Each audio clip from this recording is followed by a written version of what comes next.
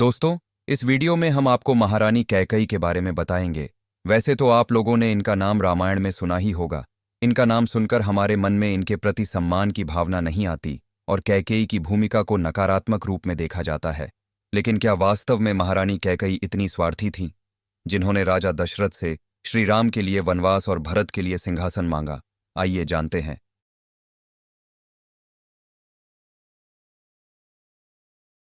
केकय देश के राजा अश्वपति और शुभ लक्षणा की कन्या एवं राजा दशरथ की तीसरी पत्नी का नाम कैकेयी है। कैकेयी के जन्म के समय उनकी मां को निर्वासित कर दिया गया था, इसलिए उनका पालन पोषण उनकी कुबड़ी मंथरा ने किया था। मंथरा ने कैकेयी को बाल्यावस्था से अपनी बेटी की तरह पाला था। कैकेयी के 7 भाई थे, जिनमें उनका जुड़वा भाई युद्धाजित भी शामिल था। विवाह से पहले कैकेयी महर्षि दुर्वासा की सेवा किया करती थीं। कैकेयी की सेवा से प्रसन्न होकर महर्षि दुर्वासा ने कैकेयी का एक हाथ वज्र का बना दिया और आशीर्वाद दिया कि भविष्य में भगवान तुम्हारी गोद में खेलेंगे। समय का पहिया चलता रहा और कैकेयी का विवाह राजा दशरथ से हो गया। एक समय की बात है जब देवताओं और असुरों के बीच युद्ध शुरू हो गया। तब राजा दशरथ देवदानव युद्ध में देवताओं की सहायता के लिए गए। तब कैकेयी भी उनके साथ गई थीं। युद्ध में दशरथ के रथ का धुरा टूट गया। उस समय कैकेयी ने धुर्रे में अपना हाथ लगाकर रथ को टूटने से बचाया और दशरथ युद्ध करते रहे। युद्ध समाप्त होने पर जब दशरथ को इस बात का पता लगा तो प्रसन्न होकर कैकेयी को 2 वर मांगने के लिए कहा। कैकेयी ने उस समय प्रेमवश यह कह दिया कि इसकी जरूरत नहीं है, अगर कभी जरूरत होगी तो मांग लूंगी। रामायण की कथा के अनुसार माता कैकेयी ने अपने पुत्र को राज्य सिंहासन पर बैठने के लिए भगवान राम को 14 वर्ष के वनवास पर भेजा था। भगवान राम के लिए राजा दशरथ से वनवास मांगने के बाद माता कैकेयी को समस्त संसार में घृणा का पात्र बना दिया था। पौराणिक कथाओं के अनुसार यह माना जाता है कि माता कैकेयी को यह पता था कि ऐसा करने के बाद समस्त संसार में वह घृणा का पात्र बनकर रह जाएंगी। इसके बावजूद उन्होंने कुछ विशेष कारणों के चलते यह काम किया था। रामायण में इस घटना का उल्लेख मिलता है कि पूर्व जन्म में माता कैकेयी तपस्विनी थीं और उन्होंने भगवान विष्णु की घोर तपस्या कर उन्हें प्रसन्न किया था। भगवान विष्णु ने जब उन्हें दर्शन दिए तब माता कैकेयी ने उनसे उन्हें पुत्र रूप में मांगा था।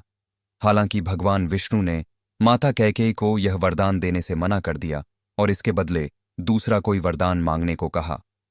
तब माता कैकेयी ने सृष्टि के लिए किसी शुभ कार्य में भगवान विष्णु का सहयोग करने का वरदान मांगा था।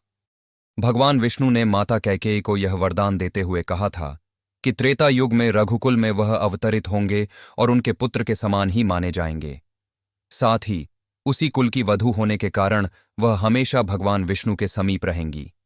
इसके बाद भगवान विष्णु ने माता कैकेयी को यह भी बताया कि वही श्री राम द्वारा किए जाने वाले शुभ कार्य और दुष्टों के विनाश का मुख्य कारण होंगी। माना जाता है माता कैकेयी ने राजा दशरथ अथवा रघुवंश को बचाने के लिए भगवान राम के लिए 14 वर्ष का वनवास मांगा था। इसका कारण यह था कि राजा दशरथ के हाथों श्रवण कुमार की मृत्यु हुई थी। श्रवण कुमार के पिता ने राजा दशरथ को यह श्राप दिया था कि जिस प्रकार वह पुत्र वियोग में मर रहे हैं, उसी प्रकार राजा दशरथ की मृत्यु भी पुत्र वियोग के कारण होगी। माता कैकेयी तो श्री राम से बहुत प्यार करती थीं, जितना वो अपने बेटे भरत से नहीं करती थीं। कैकेयी से बस एक गलती हुई थी कि वह मंथरा की बातों में आ गई थी। कैकेयी ने श्री राम को वनवास भेजने का निर्णय मंथरा के प्रभाव में आकर लिया था, जिस वजह से ये घटनाएं घटित हुईं। श्री राम को 14 वर्ष का वनवास मिला और भरत को अयोध्या का राजा बनाया गया।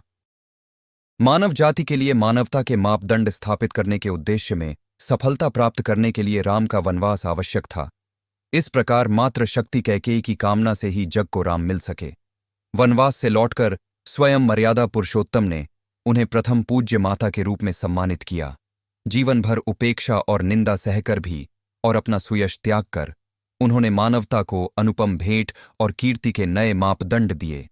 युद्ध भूमि में रथ चक्र को थामकर महाराज दशरथ के जीवन की रक्षा करने वाली वीरांगना ने अपने आपराधिक जीवन को सहजता से स्वीकार कर लिया। मर्यादा और त्याग का ऐसा उदाहरण अन्यत्र दुर्लभ है। राघव से मर्यादा पुरुषोत्तम श्री राम तक की यात्रा, और इस यात्रा को शाश्वत बनाने का श्रेय मात्र शक्ति कैकेयी को ही जाता है। धन्य है वह मां जिसने अपने स्नेह और वात्सल्य का बलिदान कर मानवता को नया इतिहास दिया। दोस्तों, इस वीडियो को अपना कीमती वक्त देने के लिए आपका बहुत बहुत धन्यवाद। हमारा ये वीडियो आपको कैसा लगा? यदि आपके पास कोई सुझाव हो तो हमें कमेंट बॉक्स में ज़रूर बताना।